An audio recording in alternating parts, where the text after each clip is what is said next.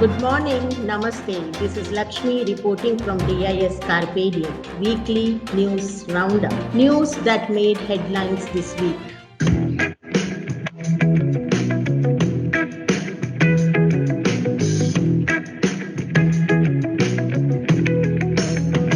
Solar wind is coming. Geomagnetic storm can lead to global power failure.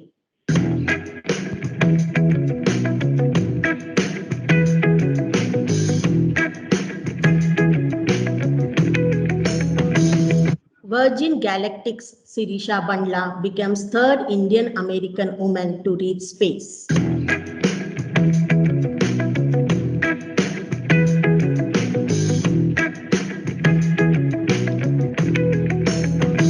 Italy win Euro 2020 title with penalty shootout win over England.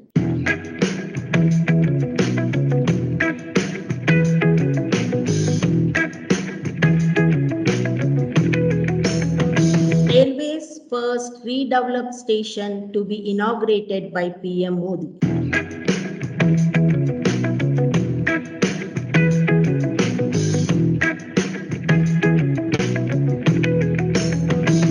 Sports Minister Anurag Thakur launches official Team India cheer song for Tokyo 2020.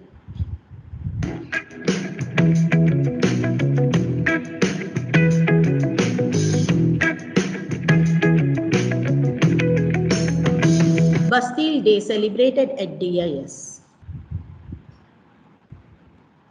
The massive tsunami, which is moving towards the Earth at a speed of 1.6 million kilometers per hour, is expected to hit the Earth, due to which there may be power failure around the globe. The space in which the planet's orbit seems to be empty. However, it's not. It's full of matter from the sun. The sun generates powerful magnetic fields that rise above the surface in giant loops. When they clash, it triggers a storm of super-hot, highly charged particles blasting out into space. It's called the solar wind.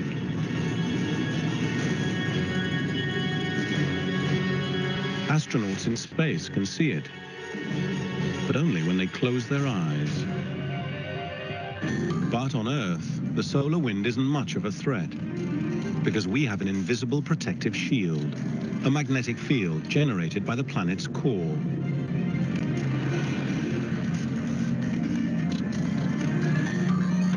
The very center of the Earth is the solid inner core.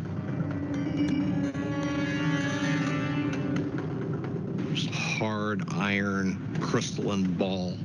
Then there's a thick layer of liquid iron, which is convecting, churning motions, which give rise to the magnetic field.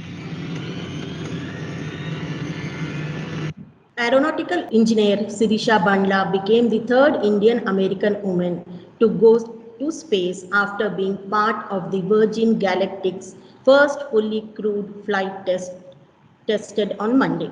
The 90-minute suborbital test flight of VSS Unity 22 involved flying at an altitude of about 53 miles over the New Mexico desert, reaching just above the boundary of space. Virgin Galactic conducted the suborbital flight as a test for future commercial passenger flights. I was once a child with a dream, looking up to the stars.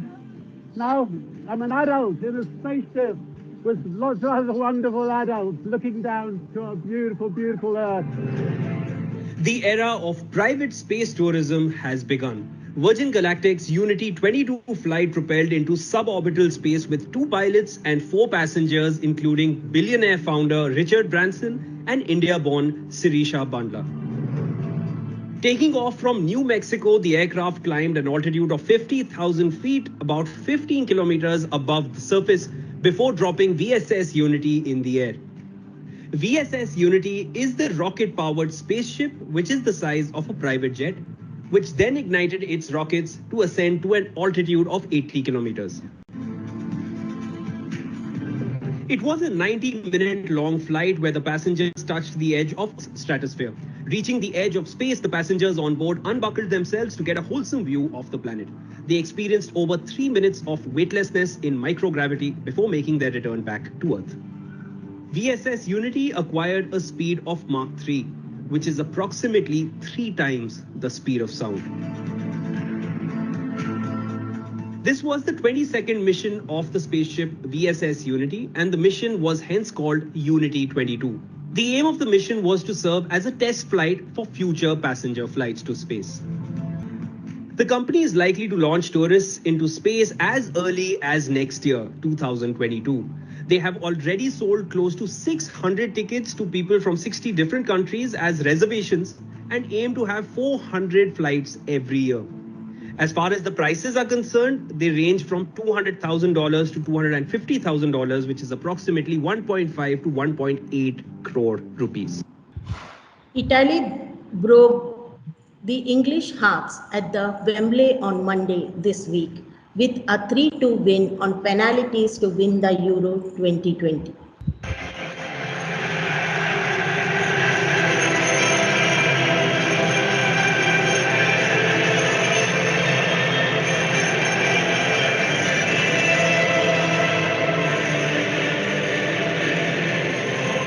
And they are champions of Europe. And the celebrations here are totally deserved.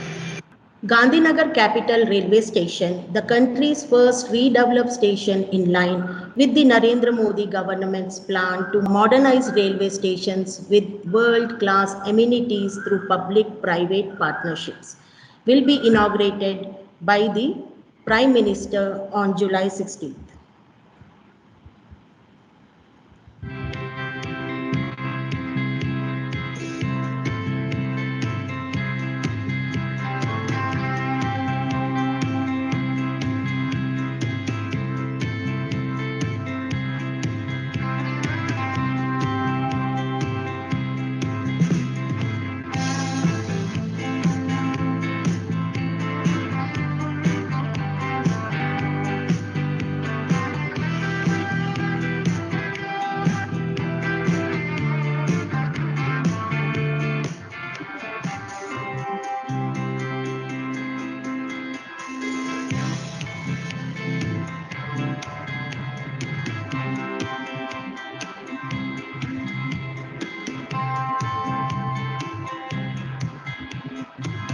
Sports Minister Anurag Thakur launches official Team India cheers song for Tokyo 2020. Hindustani Way by A.R. Rahman and Ananya Birla is a bit of an earworm, and with the Olympic season upon us, we might hear the song frequently in the coming weeks.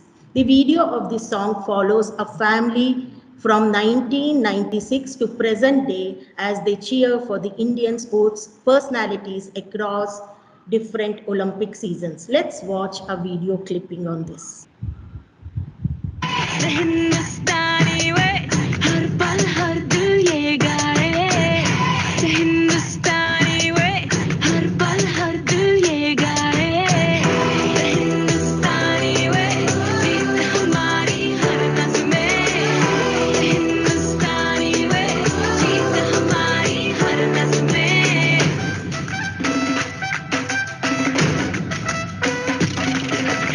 आए यहाँ जो करने वो करके हम दिखलाएंगे जीत की बाजी खेले हम और दिल को भी जीत के आएंगे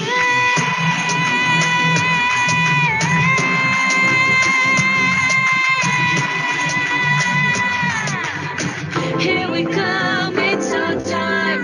India, we're here to fight. And if we fall, we get back up. We're born to win, we never stop it.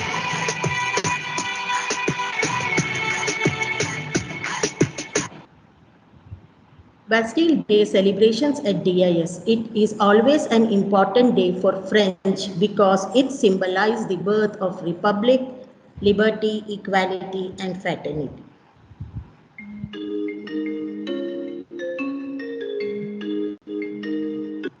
peasant class. The Bastille Fort stood as a symbol of hypocrisy and corruption of the aristocratic government, controlled mostly by nobility and clergy.